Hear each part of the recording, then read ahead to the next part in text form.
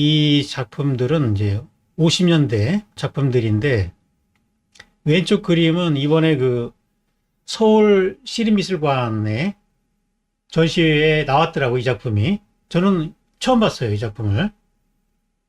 오른쪽 그림은 이번에 그 고흥에서 열리는 그 전시회에 나온 작품입니다. 같은 50년대 작품이라고 볼 수 있는데, 오른쪽 거는 이제 제주도 풍경인데, 50년대 중반쯤에 그린 걸로 보여져요. 왼쪽 거는 저는 굉장히 찜찜하게 봤거든요. 제가 이제 작품을 이렇게 볼 때는 확실히 아닌 게 있고요. 딱 보면 이거는 확실히 아니다. 또 어떤 거는 이건 확실하다. 이건 다른 사람이 도저히 이건 따라오기 어렵다. 확실하다. 그 다음에 찜찜하다가 있어요. 찜찜하다. 완전히 유작이라고 보기는 어렵지만 뭔가 이거는 느낌이 안 좋다. 왼쪽 그림에서는 저는 그런 느낌을 받았어요. 찜찜하다. 물론 초기 작품에서는 이 진폭이 크기 때문에 뭐 저렇게 그릴 수도 있지만 제가 이해하는 기준에서는 좀 벗어나 있다. 왜 그런가 하면은 좀 확대한 부분도인데요. 일단은 전체적으로 봤을 때 이 채도가 떨어진다.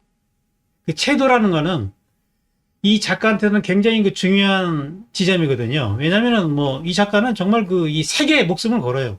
그 색이 단순하게 사물의 색이 아니라 내가 그 대상과 하나 될 때의 그런 기억을 떠올리는 거거든요. 그래서 색에 그렇게 민감하고 계속 이렇게 유화 칠하듯이 덧칠하는 이유는 자기가 원하는 색이 나올 때까지 칠하는 거거든요. 응? 근데 채도가 확 떨어져요. 채도가 떨어진다는 얘기는 색을 너무 생각 없이 막 섞는다는 얘기거든요. 그 그림이 탁해 보여요. 그리고 이 선들이, 요 선이 변화가 없이 그냥 쭉 가버린다는 얘기죠. 응? 자, 이 50년 작품 한번 비교를 해볼게요. 이 선들을 보면은요, 다 변화가 생기죠. 굵고 가늘고 속도가 느리고 빠르고가 그 상태에 따라서 이 변화가 생기는 거거든요. 이런 선들이 가늘고 굵은 그 변화가 있어요. 그거는 내가 어떤 그 상태를 느끼면서 선을 긋는다는 얘기예요. 어? 근데 이거는 그런 선이 아니에요. 똑같은 속도와 똑같은 상태로 쭉 그냥 그리는 거거든요. 쭉 이렇게. 대상이 인식이 안 된 상태에서 쭉 긋는 선이라고, 이 선은. 응? 이런 팔의 선이나 다 마찬가지예요. 모든 선들이 다 그렇습니다. 속도가 떨어져요. 그리고 요런 그 점들이 너무 패턴화되고 획일화돼 있잖아요. 회화적이지 않잖아요. 뒤에 있는 문양도 그렇고 이런 점들이 이런 거를 잘 안 하거든요. 그리고 이제 머리 표현을 보시면은 이분이 또 이 머리 그리는 게 굉장히 민감해요. 헤어스타일에 아주 민감하신 분이에요. 머리 그릴 때 아주 그 자기 방식이 있어요. 이렇게 그냥 떡칠하지는 않아요. 머리가. 그죠? 이 같은 식인데도 이렇게 차이가 있잖아요. 머리가. 그리고 얼굴이 이렇게 좀 눌린 것 같은, 좀 납작하죠, 얼굴이. 스케치가 잘 안 된 건데, 다른 그림에 비해서 회화적인 느낌이 약하다. 문양을 이렇게 자세히 그리는 경우가 거의 없어요. 이런 거를. 요 주인공을 살리려면은 이 배경을 이렇게 똑같이 묘사하면 안 되는 거죠. 그러니까 이 사람이 살지를 못하잖아요. 자, 요게 이제 52년 작품이거든요. 52년. 52년도니까 아까 그 뱀 그림 그 다음 해죠. 한국 전쟁 때고요. 이때도 하나 죽음에 대한 트라우마가 심했던 때라서 그 동생에 대한 죽음을 주제로 그린 거예요. 그래서 그 광주 도립병원에 가가지고 뼈를 빌려와가지고 사람 뼈입니다. 저게 사람 뼈를 그린 거거든요. 뼈를 그렇게 빌려주고 이런 게 병원에서 쉽지 않았을 텐데 이분이 또 집요한 데가 있는 것 같아요. 집요해요. 한번 꽂히면은 그 도립병원에서 사람 뼈를 빌려와가지고 뼈를 그린 거라고. 그러니까 이분은 생각은 환상적이지만 그릴 때는 철저하게 어떤 대상을 놓고 그래요. 굉장히 그 사실적으로 객관성을 유지를 합니다. 뼈도 뭐 상상을 그릴 수 있을 텐데 직접 그 사람 뼈를 보고 그린 거라고. 저기 오른쪽에는 저 꽃, 저기 뭐죠? 저 무슨 꽃이죠?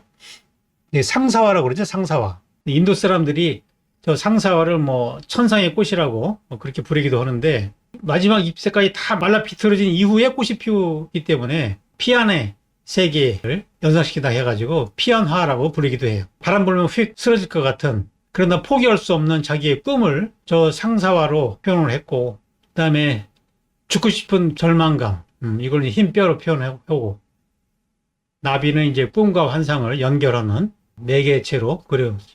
그 당시에 어떤 자기의 미의식과 추의식을 같이 그린 거예요, 이거는. 아까 뱀 그림 그릴 때는 추의식만 그린 거잖아요.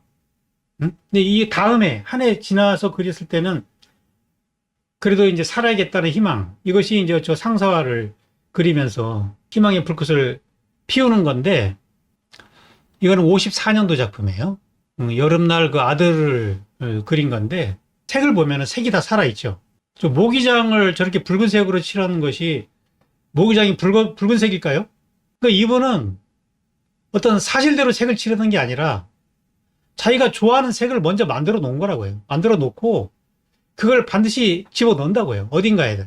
물론 저런 소재는 어떤 착상에 있어서 처음에 이제 뭔가를 그려야 되기 때문에 주변에서 가져온 거지만, 그러다 그림을 그릴 때는 그게 중요한 것이 아니라 색이 중요한 거라고, 색이. 그 색이 살아있잖아요. 다시 이 채도가 높잖아요. 아까 그 그림과 비교해 보면은 이 채도와 이 채도는 이거는 같은 작가라고 보기 어렵다는 거예요. 이 같은 시기인데 왜 포인트를 주지 않냐는 거죠. 자, 54년, 55년 그 무렵인데, 54년이면은 이제 전쟁이 끝나고 부산에서 그 전시회를 성공적으로 마치고 작품도 좀 팔리고 해가지고 광주에다가 이제 집을 조그맣게 흉가 같은 집을 하나 구하고 있는 터에 이제 서울에서 연락이 옵니다. 그래서 그 당시 부산에서 만났던 윤효중 조각가, 그분이 그 당시 홍대 학장으로 있었을 때예요. 그리고 이제 김한기가 이제 서양학과 교수로 있었고, 근데 이제 그 부산에서 윤효중 씨가 청경자 화백을 굉장히 좋게 본 거죠. 그 뱀 그림을 그때 본 거죠. 그래서 이제 김한기 교수한테 연락해가지고 모셔오게 한 거예요. 그래서 54년도에 홍대 교수가 되는 거죠. 서울로 올라오게 되는 거예요. 그래서 서울에서는 완전히 생활이 바뀌기 때문에 추의식이 또 사라지고, 두 번째 남편이었던 그 김남주 씨가 또 주말에 또 서울로 와서 또 만나게 되고 하면서 신혼생활처럼 그런 분위기가 조성이 되면서, 그러면서 이 저런 장미빛깔이 나오기 시작하는 거거든요. 그러니까 이분한테 색이라는 거는 자기 감정의 표현이고 어떤 자기 삶의 그 생활과 관련이 있어요. 54년 이후의 작품들은 저렇게 붉은색이 많이 돈다. 그 피카소도 청색 시대가 있고 장밋빛 시대가 있고 그러잖아요. 그런 것처럼 그 색이라는 것이 이분한테도 굉장히 그런 삶의 그런 의식과 관련 속에 나온다는 얘기예요. 그래서 왼쪽 그림이 이제 그 어머니가 시골에서 그 아들을 데리고 상경을 했어요, 주말에. 그래서 남편과 이제 본인과 아들이 단란하게 있는 그런 장면을 그린 거죠. 그리고 오른쪽은 큰딸을 모델로 해가지고 그린 거예요. 대부분 색채들이 붉은 색조를 이루고 있죠. 오른쪽 그림은 그 당시에 대한미협전에서 대통령상을 받았어요. 자, 채도 차이가 납니까, 안 납니까? 자, 그 시대 거를 한번 다 비교해 볼게요. 50년대 작품들이 많지 않아요. 자, 요게 제일 빠른 작품, 50년 작품인데, 이것도 방석, 이런 부분에 일부러 색을 넣었잖아요. 그죠? 여기서도 그 채도 높은 붉은색이 나오고, 여기서 또 모기장, 응? 그냥 이 색을 만들어 놓고 쓴다니까요. 자, 문제의 작품. 채도를 한번 비교해 보라는 거죠. 채도. 선도 이상하고, 형태도 이상하고, 색깔도 이상하다. 그 시기에 다른 작품과 비교해 보면은 확실히 문제가 있다. 그래서 이렇게 이제 작품이 처음 나올 때는요, 반드시 감정을 거쳐야 됩니다. 그렇지 않으면은 이게 세탁의 어떤 과정이 될 수 있거든요. 이 전시야 나갔다 해가지고 그때부터는 이게 진품으로 돼버리거든요. 큰 전시에 한번 이렇게 나와버리면은. 지금 이 작품 가지고 아무도 얘기 안 하잖아요. 그러면 이제 이게 지금부터는 진품으로 되는 거라고요. 그래서 제가 다시 한번 문제 제기를 한번 해놓는 거라고요. 위작이라고 단정하는 건 아니에요. 그러나 내가 보는 관점에서 이러이러한 점에서 문제가 있으니 이거는 검토의 대상이다. 이미 기존에 검증을 받은 것들은 괜찮아요. 근데 이렇게 처음 나오는 거는 반드시 감정을 거쳐야 됩니다. 근데 시립미술관에서 감정을 안 거쳤더라고요. 이 하나만 보면 몰라요. 근데 이렇게 같은 시기에 다른 작품과 이렇게 비교를 해보면은 이게 드러나는 거라고요. 그 작가의 가장 중요한 부분이 있어요. 작가마다 그게 달라요. 어떤 작가는 선입니다. 이중섭 같은 경우는 선이에요, 선. 그 선을 따라하기 쉽지 않아요. 그 변형이 있으면서 속도감 있는 그걸, 그래서 골격을 정확히 잡아내야 되거든요. 그게 어려운 건데, 청경자의 경우는 색깔이에요. 이분의 쓰는 색은 특별해요. 채도가 높으면서도 보색들이 잘 조화되거든요. 특별한 감각을 가진 분이라고. 이런 감각은 어렸을 때 그런 고음 같은 자연에서 자라지 않으면 이게 어려워요. 자기가 본 게 있기 때문에 그게 이데아가 돼가지고 계속 그거를 실현해 보이려고 하는 거거든요. 근데 제가 문제가 있다고 하는 거는 색이 안 돼요. 색이 아주 죽은 색이잖아요. 썩은 색이라고 해요. 여러분들 보기에는 어떻습니까? 제 의견이 좀 설득력 있어 보입니까? 공감이 됩니까? 자, 이게 이제 1954년도 홍익대학교 교수 시절의 사진입니다. 네. 그 당시에는 이제 수업이 없을 때는 저 명동에 나가가지고 그 명동이 그 당시 예술가들의 집결지입니다. 명동이. 그래서 이제 명동에 이제 글 쓰시는 분들하고 화가들 뭐 이런 분들이 거기서 이제 술도 마시고 대화도 하고 하면서 교류를 하는데 지금은 이제 그런 문화가 없지만 옛날에는 그런 작가들끼리 이제 그런 교류가 많이 있었죠. 선생님이 제일 갔던 데가 이제 동방사롱하고 저 은성이라는데, 저희가 이제 최불암 아시죠? 최불암 씨 어머니가 했던 동동주집입니다. 저기가 이제 뭐 예술가들의 그 집결지였었고, 저기 왼쪽에 있는 사진이 소설가였던 그 이봉구 작가, 그 다음에 시인 조병화, 그다음에 청경자 선생님, 명동 시절의 모습입니다. 왼쪽에 있는 이봉구 씨가 이제 명동 백작이라고 불렸던 분인데, 저분의 그 원칙이 세 가지가 있는데요. 첫째는 정치 얘기를 하지 말 것. 둘째는 그 자리에 없는 사람을 험담하지 말 것. 셋째는 돈 꺼달라는 얘기 하지 말 것. 그 정치 금지. 그 다음에 없는 사람 뒷담화 까기 없기. 그 당시에 또 어렵게 살았기 때문에 돈 꺼달라는 사람들이 많았어요. 돈 꺼달라고 하지 말기. 그래가지고 이제 기강을 잡은 거라고요. 그러다 보니까 이제 예술을 논할 수 있는 고상한 자리가 됐던 거죠. 그래서 서로 이렇게 영향을 주고받으면서 그 당시 그 청계자 화백도 소설가인 그 박경리, 한말숙 이런 기라성 같은 그 당시에 문인들하고 교류를 하게 되고 아주 친하게 지내죠. 이분은 화가 친구보다도 저렇게 그 문인들 친구들이 더 많았고 본인도 이제 그 나중에 이제 글들을 에세이를 써가지고 수필집을 한 10권 정도 낼 정도로 수필가로도 활동을 했죠. 그 박경리 씨가 쓴 청경자에 대한 이야기가 있어서 좀 소개를 드리는데요. 역시 그 대가라서 그런지 상당히 그 정확하게 핵심을 이야기하는 것 같아요. 화가 청경자는 가까이 갈 수도 없고 멀리 할 수도 없다. 매일 만나다시피 했던 명동 시절이나 20년 넘게 만나지 못하는 지금이나 거리는 멀어지기도 가까워지지도 않았다. 대담한 의상 걸친 글을 보고 있노라면은 허기도 탐욕도 아닌 원색을 느낀다. 어딘지 나른해 보이지만 분명하지 않을 때는 없었고 그의 언어는 시적이라고 한다면 속된 표현 아찔하게 감각적이다. 마음만큼 행동하는 그는 불쑥불쑥 매끄러운 사람들 속에서 세월의 찬바람은 더욱 매웠을 것이다. 꿈은 화폭에 있고 시름은 담배에 있고 용기 있는 자유주의자, 정직한 생애. 그러나 그는 좀 고약한 예술가다. 예, 상당히 정확하게 표현이 된 것 같아요.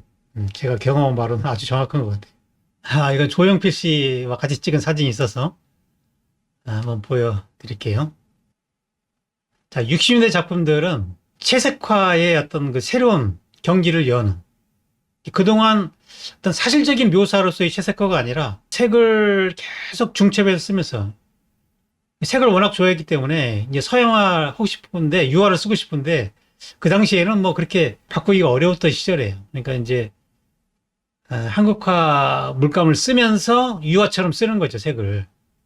그러다 보니까 이제 저런 샤갈의 느낌처럼 그렇게 돼버린 거죠. 그죠?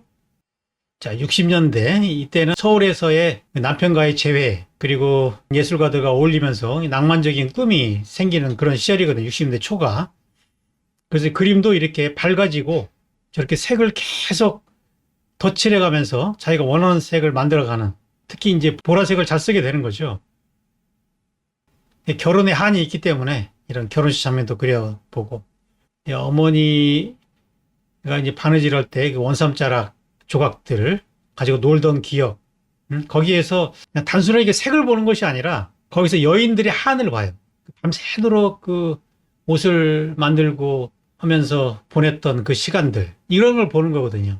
그래서 이제 그게 아름답다는 거거든요. 주로 이제 결혼의 어떤 기억이나 주로 미의식이 이때 다시 나오죠. 그리고 이제 이거는 이제 고흥의 앞바다를 생각하면서 그린 작품이라고 그러던데, 죽은 사람의 혼령이 이제 올라가는 장면이고 배에서 이제 굿을 하는 그런 장면이죠. 밑에는 이제 상어가 있고 자기 동생의 어떤 죽음을 생각하면서 그랬겠죠. 이분이 종교는 이제 부모님들은 이제 천주교인데, 이분은 이제 특별하게 그 종교가 없이 종교를 가지면은 자기가 너무 행복해지면은 그림을 못 할 것 같아가지고 일부러 종교를 피한다고 그 당시에 그렇게 말씀하시더라고요. 자기한테는 이제 그림이 내 종교다고 그렇게 얘기하시고. 자, 작가 얘기를 한번 들어보죠. 내가 믿는 신은 한 인간이 어느 만큼이나 열렬하게 자기 삶을 사랑하느냐에 따라서 존재하기도 하고 그 운명의 문은 열린다고 믿어졌다. 그래서 내 앞을 가로막는 불행부터 사랑해야 했고 나를 지키기 위해서 자학과 위약을 무기 삼을 때도 있다. 자기가 운명을 얼마나 사랑하느냐에 따라 가지고 신이 존재하기도 하고 존재 안 하기도 한다는 거죠. 그러니까 약간 그 니체적인 생각인 거죠. 아모르 파티라는 니체 철학이 연상되는데. 자, 그 당시 작품들이고요. 자기의 어떤 그 꿈과 낭만, 또 이 소설이나 영화를 많이 봐가지고 그 영화 속의 주인공들과 자꾸 자기를 일치시키는 거죠. 대작 보면 이제 그레타 가르보라는 영화배우와 자기를 합성시킨 거죠. 요 두 사진을 합성하면 이렇게 되는 거죠. 그죠? 예술가가 되려면은 꿈을 잃어서는 안 돼요. 어떤 꿈이든지 그 꿈이 작품으로 구현돼야 되는 거지, 그 꿈이 없이는 이상향이 안 나오는 거죠. 이분은 이제 어려운 현실 속에서도 이런 소녀 같은 꿈을 잃지 않았다. 근데 이제 서울 생활이 좀 길어지니까 이분이 이제 또 권태가 오기 시작한 거야. 도시 생활도 미의식이 없는 거죠, 서울 생활이. 그래서 자꾸 또 힘들어지는 거라고요. 자꾸 주고 싶은 충동이 있고 약간 이분이 조울증적인 그런 부분이 좀 있어서 자꾸 이렇게 그 죽음 충동 같은 것이 가끔 올라온다고. 이 그림은 그런 어떤 죽음 충동을 그린 거예요. 누구나 다 뭐 가끔 우울해질 때가 있죠. 그럴 때 어떻게 해야 되느냐. 그 우울함을 그리는 거죠. 그걸 어떻게 표현하느냐. 이분은 그걸 믹서에다가 자기를 갈아버리고 싶은 그런 충동으로 그린 거라고. 이 손이 본인 손이잖아요. 그죠? 본인 손입니다. 이건 손가락이 딱 이래요. 이 믹서기고 수선화가 가운데 들어있죠. 수선화가 자기 분신이겠죠. 이걸 갈아버리고 싶은 뭐 그런 죽음 충동이거든요. 이거는. 그리고 이제 색깔을 이렇게 어두운 회청색으로 가는 거죠. 우울할 때는 이런 색이 나오거든요. 고도 그렇죠. 그러니까 자기의 어떤 그런 마음 상태가 작품이 반영되면서 작품이 변화도 생기고 혼이 실리고 있다는 거죠. 기분이 좋을 때는 좋은 대로, 또 이렇게 우울할 때는 우울한 대로 그 감정을 싣고 있는 거죠. 그러니까 뭐 죽고 싶은 충동이 자꾸 생기니까 뭔가 또 계기가 필요한 거라고요. 위기가 올 때마다 이분이 뱀을 그리겠다는 거예요. 왜냐하면 51년도에 그 뱀 그림으로 자기가 화가로서 성공한 거 아니에요. 그러니까 뱀이 나를 살렸다. 뱀이 나의 수호신이다. 이런 생각을 해가지고 힘들 때마다 자꾸 이제 뱀을 자기 편으로 만들어가지고 수호신처럼 삼게 된 거죠. 그러니까 강자를 자기 편으로 만드는 거죠. 그림 속의 뱀은 저보고 더 정신 차리라고 채찍질해요. 절망스러울 때마다 뱀을 그리고 싶어요. 추의식이 올라올 때 그때 그리는 소재로서는 뱀을 그린다. 미의식이 올라올 때는 꽃을 그린다. 나름대로 이게 정해져 있는 거라고. 근데 이 그림을 그리고 다시 활기를 얻어가지고 해외여행을 다니기 시작합니다. 그 당시에 그 아프리카, 남태평양, 이런 오지도 있죠, 오지. 사람들이 안 가본데. 왜냐면은 서울 생활을 오래 하다 보니까 이제 어렸을 때 그 미의식이 다 생기를 잃어가요. 새로운 미의식이 필요한데 서울에서는 그게 쉽지 않았던 거예요. 이분이 양심이 있는 사람이라고. 보통 이제 그럴 때 작가들이 이제 슬럼프에 빠지면서 계속 반복해서 그리거든요. 그림이 잘 팔리니까. 근데 이분은 이제 그거를 스스로가 용납이 안 되고 내가 어떤 그런 게 올라오지 않으면 그림을 못 그리는 거라고요. 그러니까 이제 죽을 것 같고. 그래서 이제 자기한테 새로운 어떤 미의식을 줄 수 있는 그런 낯선 장소를 찾아다닙니다. 그 당시에 뭐 저런 아프리카 이런 데는 지금도 힘든데 그 당시에 70년대 여자 혼자 몸으로 스케치북 하나 들고 가는 건데 위험하기도 하고 힘들죠. 근데 이제 그걸 간다는 거는 화가로서의 하나의 그 몸부림이다 이렇게 볼 수 있는 거라고. 작가 얘기를 들어볼게요. 어려운 환경 속에서 아프리카 여행을 단행하게 된 광기는 오직 더 살고 싶은 집념에서였다. 나로서는 산다는 의미가 예술이라는 용광로에 불이 활활 타올라 새로운 작품이 쏟아져 나올 그 생활에 있고 아프리카의 자극과 풍물은 내 마음의 용광로에 불을 붙게 하는 용광로가 되어 주리라고 믿고 있다. 그렇게 해서 화가의 생명이 연장된다면 나라는 분신도 살 수 있을 것이고 그러지 못할 때 나는 산다는 의미를 상실할 것이다. 네, 이런 게 작가 의식이죠. 작가 의식. 응? 이분이 좋은 작가라는 거는 이런 작가 의식이 있다는 거예요. 그냥 작품 좀 팔린다고 그냥 복제해야 되고 이러지 않았다는 얘기. 양식권 내가 이게 흥이 일어나지 않는다. 응? 그러면 이 흥을 찾아서 뭔가 내가 소스를 만들어야 된다. 그래서 이런 모험을 하는 거 아니에요. 그냥 단순히 개념만 가지고 되는 게 아니거든요. 이게 감정이라는 거는 내가 생활 속에서 체험이 있어야 되는 거기 때문에 그 직접 체험을 하고 싶은 거라고요. 뭔가 새로운 걸 보면은 뭔가 이 세포가 살아나잖아요. 예? 신기하고 막 모든 것들이 새롭고 그러니까 내 몸도 새로워지잖아요. 그 싱싱한 상태를 그리고 싶은 거라고요. 여기 이제 타히티 고갱박물관이네요. 타히티. 고갱이 살았던. 고갱이 또 그런 원시적인 걸 좋아했기 때문에 그런 통하는 데가 있는 거죠. 그래서 무려 한 14차례나 이렇게 해외여행을 다닙니다. 한번 갔다 올 때는 너무 힘들고 고통스럽지만 또 며칠 지나면은 너무 또 가고 싶어지고 이런 거라고요. 이게 이제 역마살인데 이게 학교에 있으면서 이렇게 못 다니죠. 결국에는 학교를 포기한 거라고요. 1974년도에 학교를 포기를 하고 이제 본격적으로 이제 전업 작가의 길을 가는 거라고. 그 당시에 뭐 형편도 넉넉지 않은 시절에 전업 작가를 선택한다는 거는 이거는 뭐 간단한 선택은 아니죠. 생존의 문제가 달려 있는 거니까. 그림으로 승부를 걸겠다는 그런 일념이고, 그래서 이렇게 이제 여행을 다니면서 스케치를 하고, 스케치한 거를 이렇게 그림을 또 그리고 그런 거라. 이렇게 몸을 표범으로 이렇게 하는 거는 이 보호 본능입니다. 이 뱀을 자기 편으로 만든 거나 똑같아요. 이 강력한 존재를 자기와 함께 하고자 하는 그런 본능이에요. 이제 고갱하고 좀 비슷한 데가 많지만 이 고갱 같은 경우는 이제 원시주의거든요. 완전히 그 원시인의 어떤 그런 생활을 동경하는 거라고요. 원시적인 삶을 동경하는 건데 이 성경자의 경우는 그런 낭만적인 동경이 아니에요. 이거는 처절한 자기의 한이 들어가 있는 거라고요. 저 눈을 보면은 그래서 아주 그런 공포가 있어요. 두려움, 한, 눈빛이 저 원주민의 눈빛과 다른 거라고요. 자기 얘기를. 그러니까 실존적인 거예요. 실존.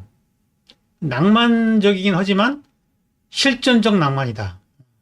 이 원주민들은 그냥 원초적인 거예요. 이거는. 이 사람한테는 어떤 불안이나 어떤 그런 현대적인 삶을 경험하지 않았기 때문에 그런 게 없다고요. 그러나 청경자 작품에 나오는 눈을 보면은 불안과 두려움이 있죠. 이 두려울 때 저렇게 눈을 크게 뜨는 거거든요. 공포가 있을 때. 자기의 어떤 한이 들어가고 있다는 거죠. 이제 파리에 가가지고 잠깐 유화를 배울 시절이 있을 때 유화로 그린 작품이 있어요. 그리고 이제 이탈리아 갔을 때 이제 보티첼리의 그림에 또 감동을 받았어요. 보티첼리의 요 프리마베라, 이 봄이라는 작품에 보면은 여자의 약간 그 웃음 띄면서 약간 슬픈 듯한 이제 그런 표정에서 화려하면서도 슬픔을 담아낼 수 있는 그게 추상이 아니라 그 구상에서도 그게 가능하다 하는 그런 확신을 갖게 되는 거예요. 이때부터 이제 추상으로 가려다가 다시 구상으로 돌아오는 계기가 되는 거죠. 그래서 이제 이탈리아 여행 갔다 와가지고 이 작품을 이게 3년 걸렸다고 하더라고요. 보티첼리 도록을 그리고 있죠. 자, 그리고 72년도에 그 베트남 그 종군 화가로 가가지고 그 베트남에서 또 그림을 그려옵니다. 굉장히 모험심이 강하고요. 너무 좋아하잖아요. 예? 너무 행복해 한다고 했죠. 전적도 가면서도. 네, 거기서 이제 스케치용을 가지고 150호 정도 되는 대작 2점을 그렸어요. 오른쪽 그림이 서울 시립미술관 전시에 나왔더라고요. 이게 이제 국방부가 갖고 있는 작품인데, 자, 아프리카에서 봤던 그런 장면들. 여기 보면 바우바우 나무도 있고, 킬리만자로 여러 그 동물들과 어우러져 있는 자기 자신을 그리고 있는 거죠. 오직 모래와 태양과 바람, 죽음의 세계뿐인 그곳에서 아무도 탐내지 않을 고독한 사막의 여왕이 되자. 근데 이런 그 원시적인 거를 너무 좋아하는데, 근데 실제로 이런 데서 살기는 어렵잖아요. 그죠?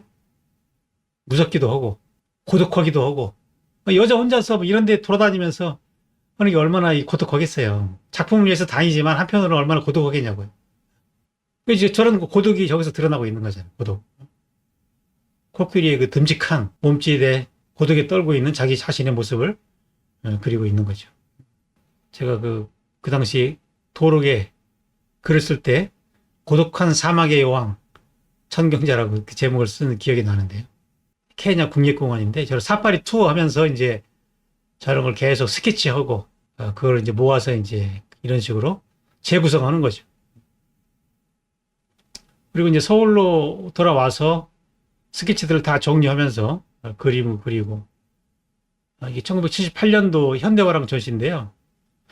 이분은 이때부터 줄을 세웠어요. 그 당시에 뭐 전시장을 줄 서서 들어가고 이런 게 없었거든요. 이게 전시 마지막 날인데 마지막 날 현대화랑 그 길까지 줄을 서서 입장을 했다니까요. 자, 시간이 다 돼버렸는데 그림만 한번 쭉 보겠습니다. 네. 여행하면서 그렸던 작품들인데 이런 시점 같은 것도 한번 염두에 볼 필요가 있어요. 이게 이제 실제 투장인데요. 이걸 보면서 이렇게 그리거든요. 응? 이런 시점들이 그 김홍두의 그 풍속화에서 보는 그런 시점과 비슷해요. 약간 위에서 보면서 필요한 크기를 이렇게 만들어가는 이런 시점인데 한번 참조해 볼 만한 시점입니다. 아, 정말 그 색을 잘 쓴다라는 말이 절로 나오죠.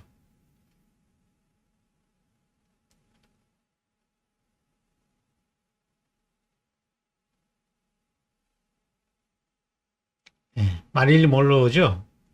자기 이상형. 스타 의식이 굉장히 강해요.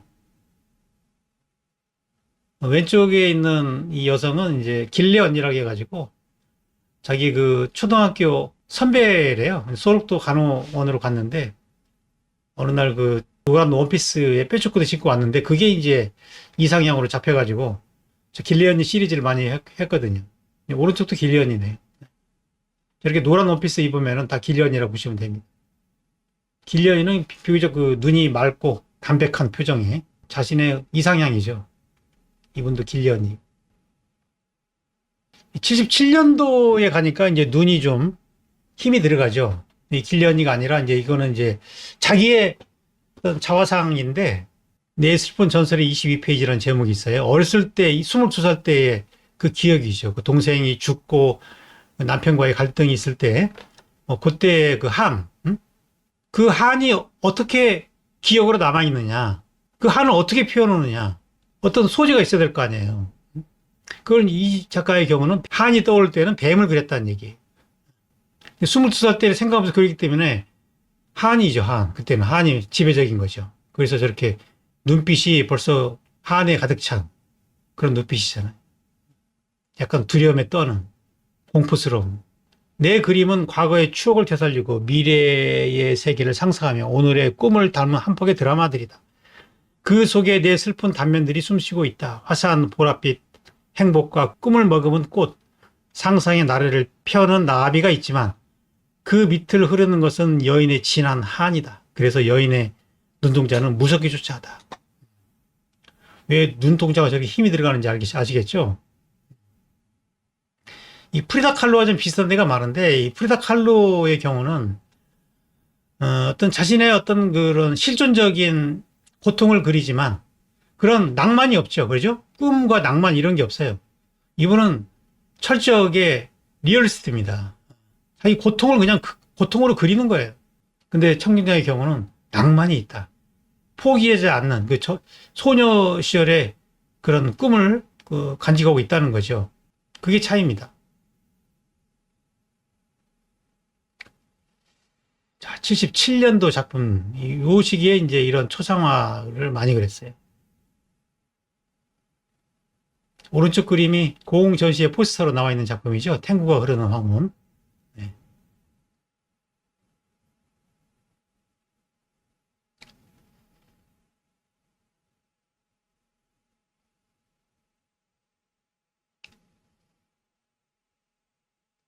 끊임없이 여행 다니면서 스케치하고 이제 그림을 그리는.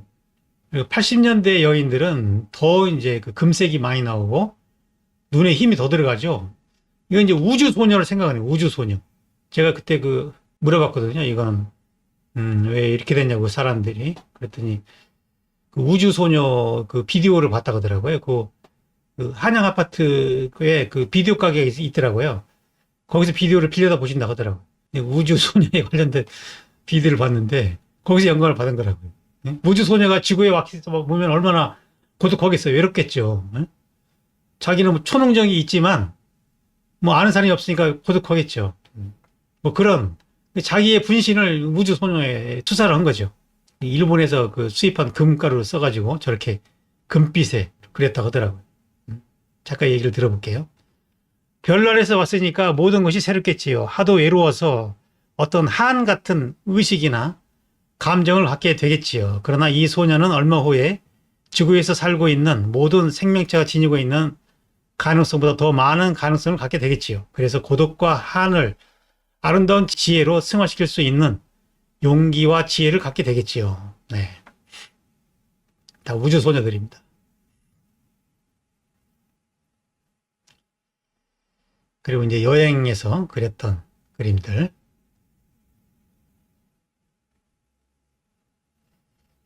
자기가 좋아했던 그 문인들을, 고향을 찾아가가지고 그리기도 합니다. 음.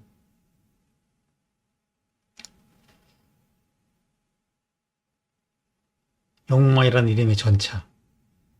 이분의 그림을 보면은 실제 장소와 그림을 이렇게 비교해 보면은 야, 실제 장소가 이렇게 아름다울 수도 있구나. 그런 생각이 들 정도로 이 색채가 아름다워요. 이 사진과 비교를 한번 해봤어요. 완전히 새롭게 재탄생되죠. 마가렛 미첼 생가인데요. 제가 생가와 한번 비교를 한번 해볼게요. 이렇게 보면은 이제 실제로 어떻게 배양시켰나 알 수가 있는 거죠. 해밍웨이 집입니다. 해밍웨이가 고양이를 좋아해가지고 집에 고양이를 길렀다는데 지금도 그 고양이들이 산다고 그래요. 그래서 그 집에 가서 고양이들을 그린 거라.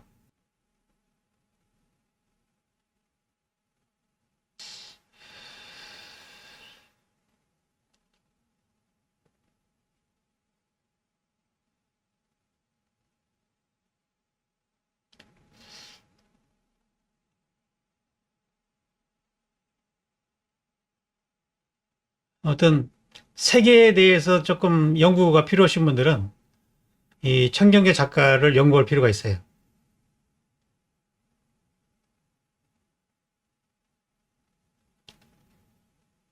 우리나라 최고의 저는 색채화가라고 봅니다. 그 다음이 김한기, 유영국.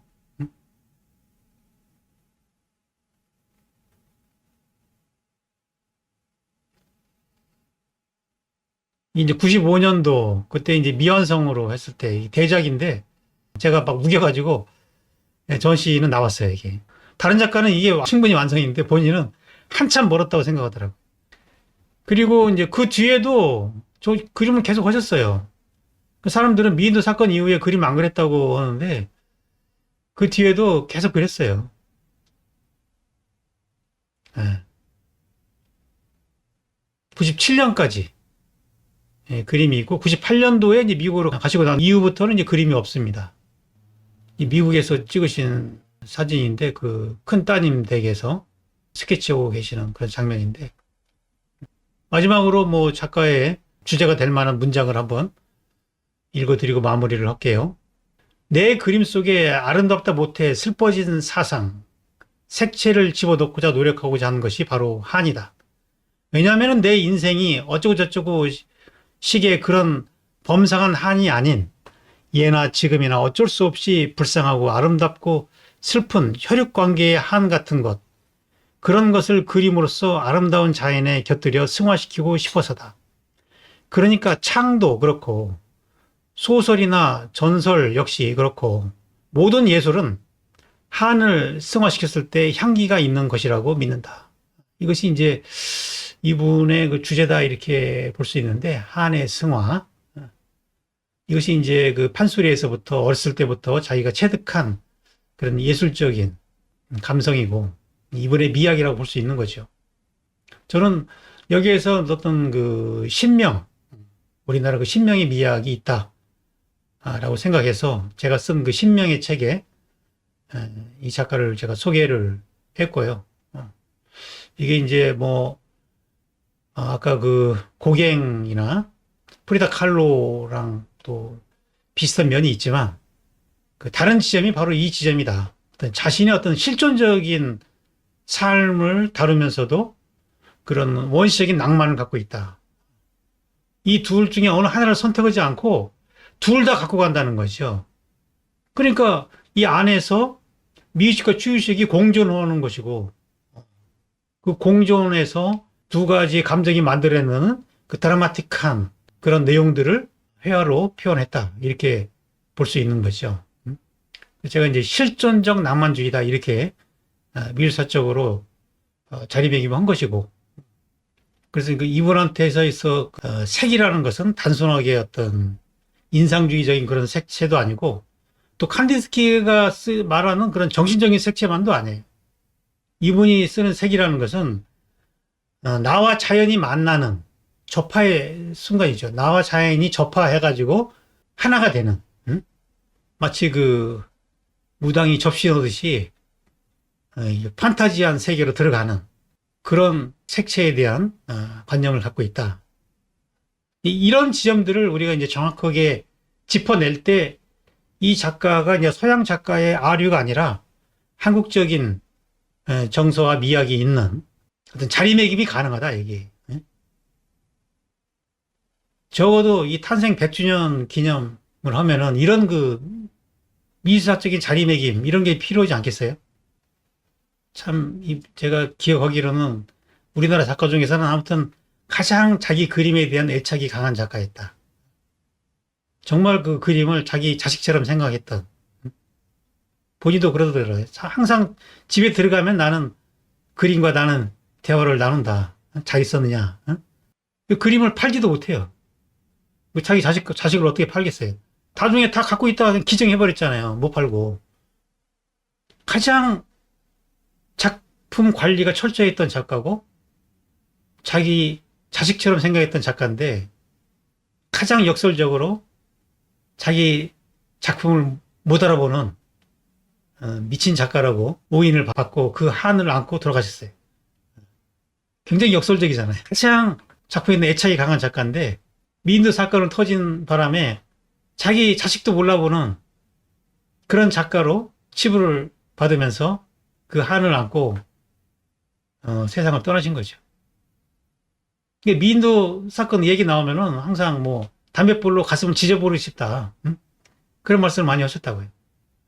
그래서 제가 뭐 그 한을 풀어드리려고 좀 노력을 해봤는데 뭐 저도 역부족이죠. 뭐 제가 혼자 힘으로 국립현대미술관 어떻게 당하겠어요. 화랑협회, 검찰. 예? 그러나 이제 이런 어떤 자료들을 남겨놓으면 언젠가 역사의 심판을 믿어봐야 되는 거죠. 자, 오늘 천경제 탄생 100주년을 맞이해서 천경제 작품 세계를 전체적으로 조망하는 그런 시간을 가졌습니다. 어떻게 봤습니까? 한이 문명 같은 분이네요. 맞아요. 이분은 정말 한이 주제고 돌아가실 때도 한을 안고 돌아가신 거죠. 놀랍습니다. 생각했던 것보다 더 세계적인 작가네요. 그러니까 이거 포장하기 나름이에요. 예? 지금 얼마든지 프리다 칼로 정도는 될 수 있는 작가죠. 음? 근데 그런 노력을 할 생각을 안 하고, 아니, 부지런히 영역해가지고 해외로 알리고 해가지고 해외 전시도 순회전도 갖고, 이 스토리가 있기 때문에 해외에서도 먹힐 수 있다고요. 오늘 작품 굉장히 많이 본 겁니다. 어느 전시에서 이렇게 많은 작품을 보기는 어렵습니다. 제가 갖고 있는 거에 한 3분의 2는 보여드린 것 같아요. 자, 질문 없으면은 뭐 오늘 수업 여기까지 하도록 하겠습니다.